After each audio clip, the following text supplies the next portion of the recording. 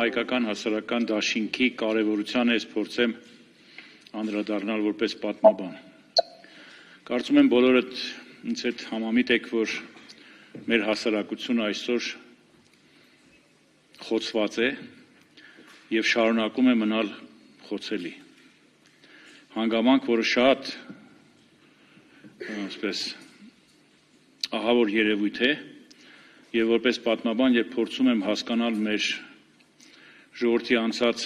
պատմական ուղու վայրիվերումները, գալիս եմ այն եզրակացության, որ այդ վայրիվերումները տեղի են ունեցել հասարակության խոցվածության պատճառով։ Այդ տեսեք, Արևմտյան Հայաստանում, երբ որ հայությունը միատար էր դավանական հողի վրա, հայ առաքելական եկեղեցու զավակներին մեծամասնությունը, թուրք պարսկական դժնդակ տիրապետության պայմաններում աստիճանաբար գտնվեցին մարդիկ, որոնք որ հայացքն ուղղեցին դեպի կաթոլիկ աշխարհը, դեպի բողոքականությունը եւ հայ հասարակությունը սկսեց պառակտվել, առաջացան կաթոլիկական համայնքներ, ակնկալելով Ֆրանսիայի աջակցությունը, առաջացան բողոքական, ավետարանչական համայնքներ, հայացք ուղղելով դեպի լյութերականությունը, Գերմանիա եւ այլն, դրանով կարծելով, թե նրանք կազատվեն թուրքական բռնաճնշումներից եւ ի տարբերություն հայ առաքելական եկեղեցու զավակների շատ ավելի հաջող բարեկեցիկ վիճակում կհայտնվեն։ Եղեռնի օրերին ուսումնասիրությունները ցույց են տալիս, որ առաջին հարվածը թուրքերն ուղղեցին հենց կաթոլիկ հայության դեմ։ Ինչու՞։ Որովհետև նրանց թիկունքին կարող էր կանգնել Ֆրանսիան, որը որ Անտանտի երկրներում եղանակ ստեղծող երկիր էր եւ կարող էր դա օգտագործել որպես միջամտություն եւ առաջին հերթին փորձեցին նրանց ասպարեզից հեռացնել։ Նույնը նաեւ տեղի ունեցավ բողոքականների հետ եւ ընդհանրապես ամբողջ հայության հետ։ Ավելին ասեմ ձեզ, համշենահայությունը, որը որ 17-րդ դարի կեսերին մասնակիորեն ընդունել էր իսլամ, թուրքական յաթաղանն իջավ նաև իսլամ ընդունած հայերի գլխին եւ համշենում եւս կոտորածներ կազմակերպվեցին։ Ինչու եմ սա փորձում տեղավորել այսօրվա իրականության վրա եւ փորձել հասկանալ, թե մեր հիմնական խնդիրն ինչ է։ Այդ տեսեք, այսօր մեզ համար ամենացավալի խնդիրներից մեկն այն է, որ խոցված հասարակությունն ունի այնպիսի մի վերք, որպիսին մեր ռազմաքաղաքական ղեկավարության, Արցախի ռազմաքաղաքական ղեկավարության ձերբակալված վիճակն է եւ արդեն դատապարտված վիճակն է Բաքվում։ Ուշադրություն դարձրեք այդ մարդկանց մեջ մեր հայրենակիցների կամ մարդիկ, որոնք որ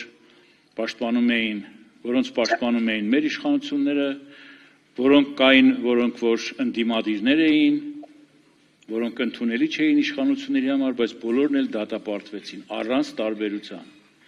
Ինչ եմ ուզում ասել, Աստված մի առասցև աղ է, թե նորից արհավիրքի առաջ կանգ առնենք,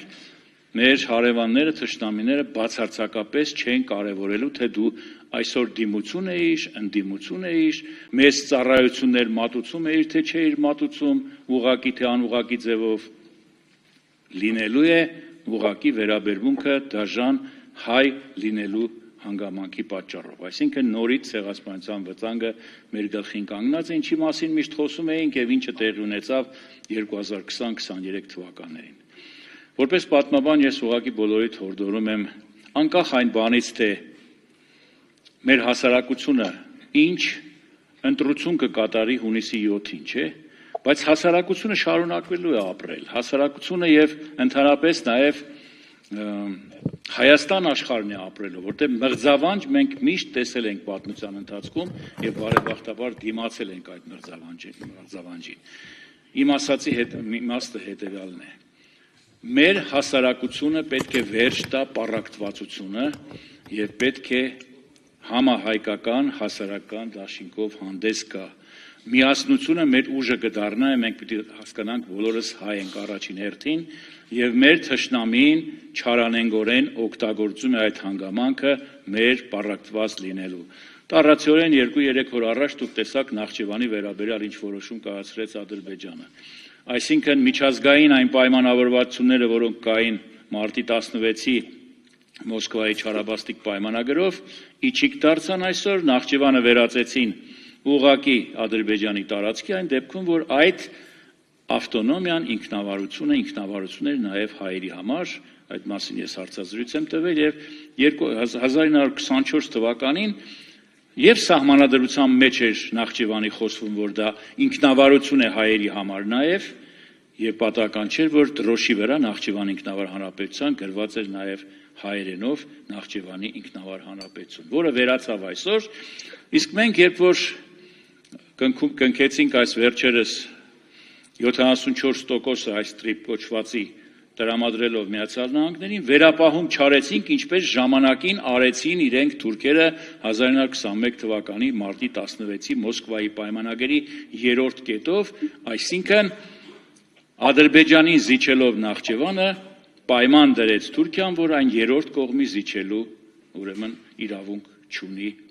Ադրբեջանը։ Ինչու մենք դա չարեցինք, այս վերջին այդ փաստաթուղթը ստորագրելիս, որ կողմերից յուրաքանչյուրը իրավունք չունի իր այսպես կոչված մասնաբաժինը վաճառել 3-րդ կողմի առանց մյուս կողմի համաձայնության։ Տվյալ դեպքում Հայաստանի, որը որ ինչպես փաստաթղթերում նշվում է, ինքնիշխան իրավունքները պահպանում է այդ տարածքի նկատմամբ։ Չարվեց վերապահում, պիտի արվեր, թող լիներ Միացյալ Նահանգները, բայց մյուս կողմից էլ պիտի ասվեր, որ այդ վերապահման շնորհիվ մենք հնարավորություն ունենայինք կանխելու այդ այսպես կոչված մասնաբաժինը 3-րդ կողմի օտարելու հնարավորությունից։ Ես ողջունում եմ այս հավաքը եւ կարծում եմ, որ բոլոր դեպքերում, այո, հասարակական, համահայկական դաշինք պետք է ոչ թե ընդդեմ այս կամ այն հանգամանքի, այլ վասն Հայաստան աշխարհի եւ հայ ժողովրդի ապագայի։ Շնորհակալություն։